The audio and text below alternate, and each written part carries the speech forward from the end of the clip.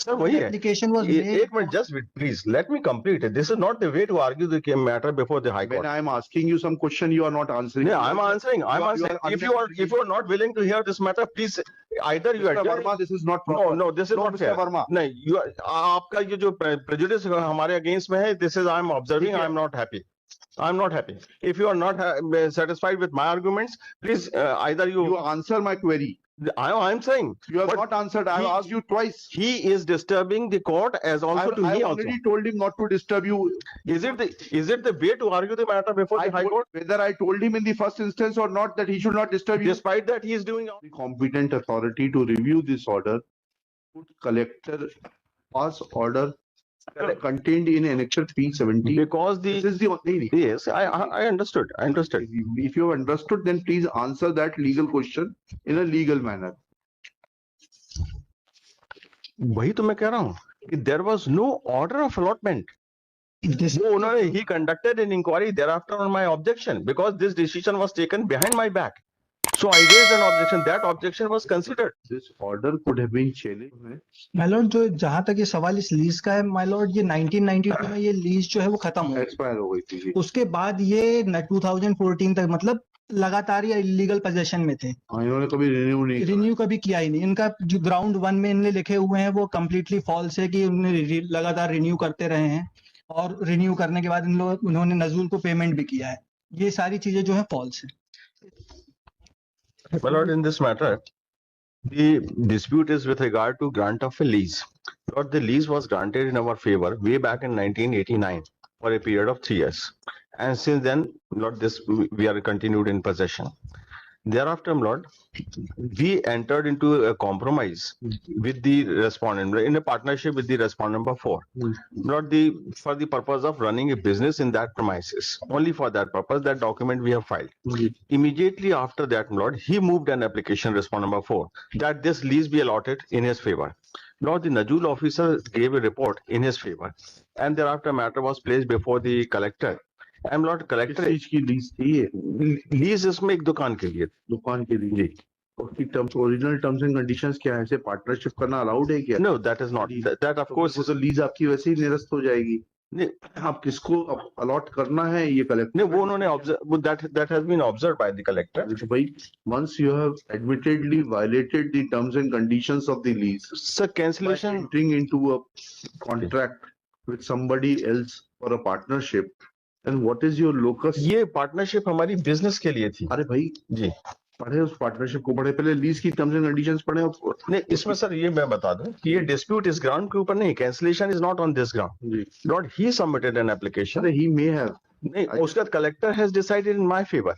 Now the matter went up to the appeal and the commissioner has decided against us, so that order is under challenge in this matter. पढ़िए terms and conditions of the lease, पढ़िए पहले। जी, इसमें है ये page number. ये sir इन्हें tally कर दे।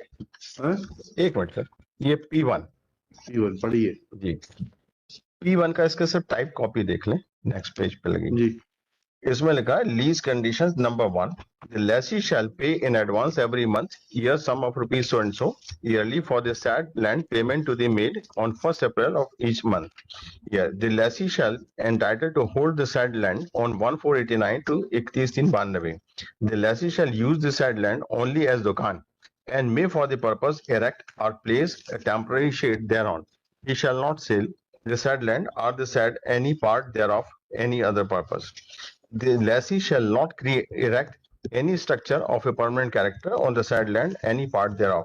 The lessee shall keep the said land and the shade, if any, in a sanitary condition. The lessee shall be liable to be terminated by the governor of the Madhya Pradesh as follows on the lessee's perform or observe any of these conditions. The lessee may be, the lease may be, lessee लिख दिया, lessee may be terminated by either party by giving to the either of them to either of therein any 15 days notice in writing, and the lease may be terminated by the governor of Madhya Pradesh without any claim or compensation whatsoever on the part of the lease. If the notice sent under Act within 7 days from the date of each order or communication are communicated to the lessee, and if the lease is terminated, order signed within 15 days from the date of termination. नहीं है ये complete नहीं है। Lease deed complete नहीं लगाई है आपने। Sir इसमें ये पहला पेज है, हाँ, इसके बाद में दूसरा फिर पेज। पीछे आके इसके ऊपर उन्होंने इसी पेज पे ये मेंशन कर दिया कि आपको कौन सी लीज है, कितने एरिया। नहीं, इसमें क्योंकि इस पे जो है माय लॉर्ड, जो जहां तक ये सवाल इस लीज का है माय लॉर्ड, ये 1992 में ये लीज जो है वो खत्म हो गई। एक्सपायर हो गई थी जी। उसके बाद ये 2014 तक मतलब लगातार ये इलीगल पोजेशन में थे, हाँ, इन्होंने कभी रिन्यू नहीं करा। रिन्यू कभी किया ही नहीं। इनका जो ग्राउंड 1 में इनने लिखे हुए हैं वो कम्प्लीटली फॉल्स है कि उन्होंने लगातार रिन्यू करते रहे हैं और रिन्यू करने के बाद उन्होंने नजूल को पेमेंट भी किया है। ये सारी चीजें जो है फॉल्स है। इसके अलावा माय लॉर्ड 2014 में जो रिस्पोंडेंट नंबर 4 है, इन्होंने वहां से अपनी लीज, टेम्परेरी लीज के लिए अप्लाई किया और कलेक्टर ने ही इसकी लीज जो है उनको ग्रांट कर दी थी। उसके बाद माय लॉर्ड कलेक्टर ने क्या कहते हैं अपने खुद के ऑर्डर को without the permission of commissioner खुद को रिवर्स भी कर लिया जी। ऑटोमेटिकली। मतलब उसको अगर if he wanted to reverse it he had to take permission from the state government. ऐसा नहीं है, this is not the facts. अगर हम कलेक्टर का ऑर्डर पढ़ेंगे कुछ पैराग्राफ तो that will make it clear. आप लोग बहस कर रहे हैं ना, तैयार है ना, तो फिर यस मैम। जी शुरू करिए। जी मैं दूसरे बार शुरू करिए। जी मैं बता रहा हूँ। सर ये लीज डीड है, उसके बाद में इनेक्शन P2। हाँ, P2 जी इनेक्शन ठीक करने दीजिए। ठीक है, उसके बाद में आपको चांस मिलेगा, इन आप अपनी बात पूरी कहिएगा। Yes ma'am. ठीक है, स्टेट को सुनेंगे। जी जी यह कि पुरस्कार क्रमांक 1 राजकुमार चक्रा जी 2013 में आपके पास में रिन्यूअल का ऑर्डर कहाँ है? नहीं, रिन्यूअल का ऑर्डर जी 92 तक के लिए टेम्पररी लीज थी, जी उसके बाद में रिन्यूअल हुए। हाँ, फिर मैंने एप्लीकेशन दी तो collector has pass this order. Where is that order? वो यही तो है इनेक्शन P6 जो है सर। P6 जी ये this is annexure P17। I am sorry, this is the order of the collector at page 57। 57 जी। क्या कहा collector? A very detailed and exhaustive order has been passed। Sir इसके पहले का थोड़ा सा आप जरा सुन लें तो that will make it clear कि ये कंट्रोवर्सी आई कैसे। जी इसमें सर जो अभी मैं रेफर कर रहा था P2 कि इसके बाद में इन्होंने इसके बेस पे एप्लीकेशन सबमिट करी है, तो वो देखिए इसमें लगा हुआ है इनेक्शन P4। ये एग्रीमेंट की डेट देखें जो हमारे उनके बीच में बनी। ये एग्रीमेंट की डेट है जो ऊपर टॉप पे है, जिसमें काइंडली नोटेड 25/11/2013। और इनेक्शन P3 एट पेज 22 25/11/13 के बाद में सीधा 25/3/14 को इन्होंने एप्लीकेशन दे दी कि साहब अब ये हमारे नाम पे अलॉट कर दी जाए। Immediately after that without having any right.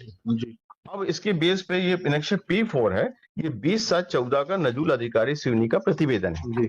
और उन्होंने कहा सर कि प्रतिवेदन के हिसाब से कि ये पैसा जमा करते हैं। The last portion of that page 24 की कंडिका 33(7) के अनुसार अतिरिक्त प्रीमियम और अर्थदंड आरोपित किया जाकर आवेदित नजूल भूमि ब्लॉक नंबर 100 के रकबा नंबर 100 अस्थायी पट्टा पर विजय कुमार ताम्रकार आत्मा 100 पृथ्वीराज चौहान इतनता पर के नाम पर वार्षिक भूभाटक 6032 रुपए की अवधि 1/4/14 से 31/15 तक के लिए अस्थायी पट्टा स्वीकृत नवीनीकृत किए जाना उचित होता। He recommended.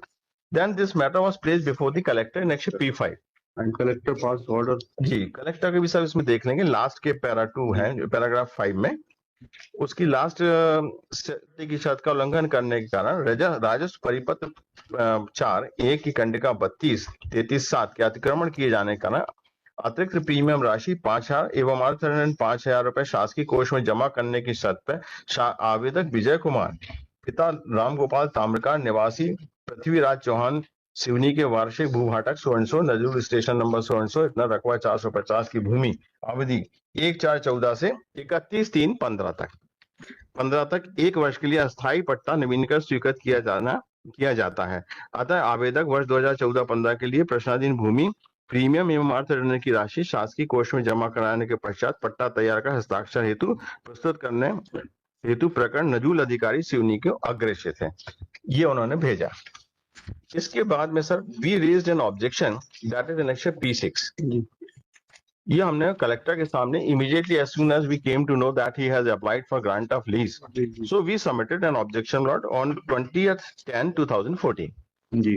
और हमने कहा कि साहब ये तो हमको पट्टा हुआ था, उसके बाद में हमारा रिन्यू नहीं हुआ तो हमारा भी रिन्यू कर दिया जाए, but he is having no right at all for the grant of the lease. तो उसके बेस पे सर इनेक्शन P7 लगा है।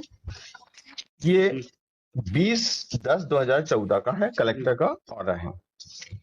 इसमें सही लिखा है 20/10/14 को आवेदक आपत्तिकर्ता राजकुमार पिता सो पाकिस्तानी रिफ्यूजी परिवार निवासी सिंधी कॉलोनी सिवनी द्वारा इस कार्यालय के समक्ष आवेदन पत्र प्रस्तुत करते हुए निवेदन किया कि नगर सिवनी के ब्लॉक नंबर 46 प्लॉट नंबर 300 में उसे अस्थायी पट्टा 92 में अस्थायी पट्टे प्रदान की गई थी और वह प्रश्नाधीन नजुल भूमि पर दुकान निर्माण। किसने लगाया था? ये सर इन्होंने ये विजय कुमार रेस्पॉन्ड नंबर 4 ने। जी नहीं, पढ़िए इसको। नहीं, इन्हीं ने लगाया था सब। ऊपर उन्होंने कॉस्ट टाइटल बड़ी कंफ्यूजिंग लिखी है। अच्छा। इसमें उन्होंने क्या कर दिया सर, आवेदक उसको बना दिया क्योंकि 3912 उसकी है और फिर प्रतिवादी लिखा है और फिर प्रति दावाकर्ता लिखा है और फिर उसमें नीचे हमारा ये विजय कुमार ताम्रकार को उन्होंने ये कर दिया अनावेदक वादी। तो मतलब वादी विजय कुमार ताम्रकार ही है। एक्चुअली उन्हें लिखना वैसे ही चाहिए वादी प्रतिवादी, पर उन्होंने एप्लीकेशन के हिसाब से इसको वैसा लिखा। और ये 14 अक्टूबर 2022 का जमा करा। Without reviewing this order, without taking concurrence of the competent authority to review this order, would collector pass order contained in annexure P17? Because This is the only. yes, I understood. If you have understood, then please answer that legal question in a legal manner. वही तो मैं कह रहा हूँ कि there was no order of allotment.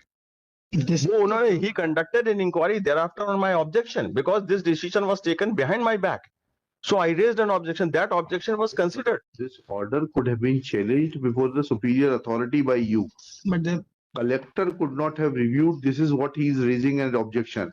Collector, once this order was passed, अतः आवेदक को वर्ष 14-15 के लिए प्रश्नाधीन नजूल भूमि प्रीमियम एवं अर्थदंड राशि शासकीय कोष में जमा कराए जाने के पश्चात पट्टा तैयार कर हस्ताक्षर हेतु प्रस्तुत करने हेतु प्रकरण नजूल अधिकारी सिवनी की ओर प्रेषित। उसके बाद ऑर्डर कब हुआ कलेक्टर का? मतलब ये कलेक्ट 9/9/2014 का ऑर्डर है जिसमें लीज ग्रांट की गई है। That is for period of 1 year. उसके बाद दोनों पक्षकारों ने फिर एप्लीकेशन लगाई। सर ये भी तो है ना, that was lease for period of 1 year. ठीक है, उसके बाद दोनों ने लगाई, कलेक्टर फिर हाई कोर्ट आए। इनकी लीज कैंसिल हो गई क्या उसके बाद? नहीं है ही नहीं, he doesn't have any lease. Sir वही है। Application was made. एक minute, just please let me complete it. This is not the way to argue the matter before the high court. When I am asking you some question, you are not answering. Yeah, I'm answering. I'm You are answering. If unnecessary. you are not willing to hear this matter, please either you Mr. adjourn. Verma, this is not No, proper. no, this is No, not Mr. fair. Verma. नहीं, you आपका ये जो prejudice हमारे against में है, this is I'm observing. ठीक है। I'm not happy. I'm not happy. If you are not satisfied with my arguments, please either you. You answer my query. I'm saying. You have But not answered. I have he- asked you twice. He is disturbing the court as also to I me have also. already told him not to disturb you. Is it the way to argue the matter before I the high told- court? Whether I told him in the first instance or not that he should not disturb you. Despite that, he is doing all this. So if he is disturbing, then I'll take care of that. When I'm asking you a specific legal question, I have already answered, and I am reading that order, copy of the order. Please go through that order. That will make it clear. Which order? Order of the collector as a whole, I will read it. Right from paragraph this 17. आप पढ़िए please. जी। उसके बाद में your lordship में pass an order. जी, ठीक है. And now you will not interrupt. आप 15 minute में अपना आर्गुमेंट पूरा करिए. जी, पढ़िए. If possible, I will do it. Ji, And if it is not possible, then I will continue it. पढ़िए. जी। Paragraph 17. जी. प्रकरण में उपरोक्त विवेचित मौखिक तर्क एवं प्रस्तुत किए गए दस्तावेजों का अवलोकन परिशीलन पर प्रमुख रूप से यह पाया जाता है कि आपत्तिकर्ता अस्थायी पट्टेदार राजकुमार चक्रानी पिता सोनसो को नजूल प्रकरण नंबर सोनसो में नजूल पेज 26 बतला का, जी. जिसमें हाईकोर्ट ने ये सिर्फ यही कहा है कि respondents have allotted a temporary patta with the applications. Lordship, kindly come to page 56, ji. the last paragraph. Ji. The collector Siwani Now we'll continue after lunch.